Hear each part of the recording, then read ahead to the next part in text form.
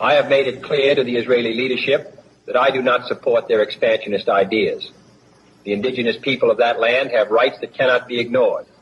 We must find a fair solution, not one dictated by any single group.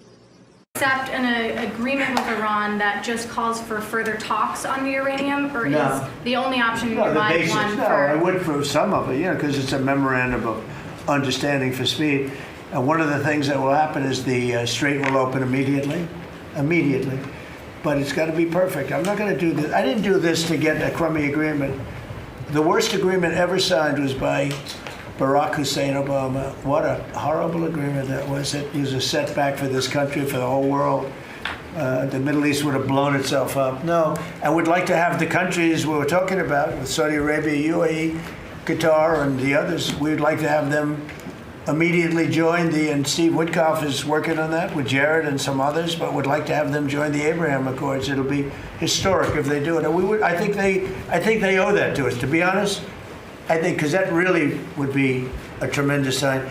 And I think those countries owe it to us. Mr. President, Steve, are you going to get them to sign? We're definitely pushing it, Mr. President. I'm not sure we should make the deal if they don't sign. You want to know the truth? The storm is coming. So I look at Iran as a problem we absolutely have to finish, and I'll explain what I mean by that. Gaza, same thing, and the Hezbollah. Why? Why am I fixated on this now? Because we have to be prepared for the next war, which will be probably against Turkey and Egypt. If we didn't hit them with the B-2 bombers, Iran would have had a nuclear weapon within 2 weeks from that date, because they were ready to go. And if they had a nuclear weapon, it would have been used already.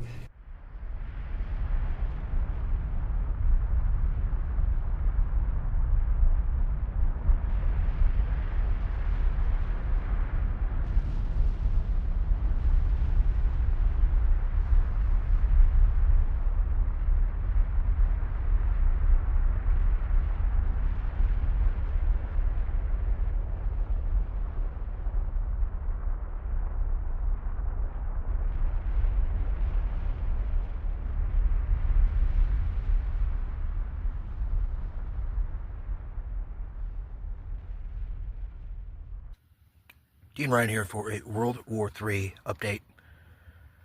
Just when you think a peace treaty is near, it's turning more and more that peace is not in the lexicon of the U.S. negotiators. It's not in the lexicon of Donald Trump, because it's not in the blueprints for the Greater Israel Project.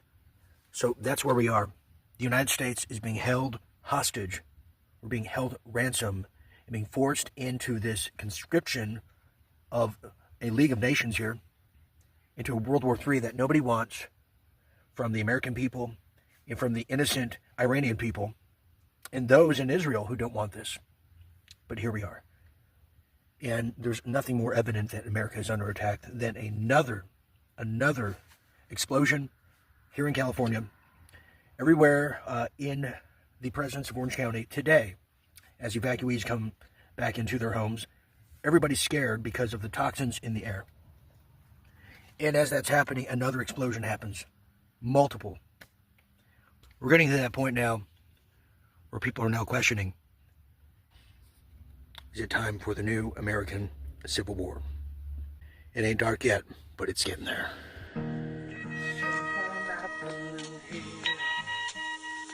What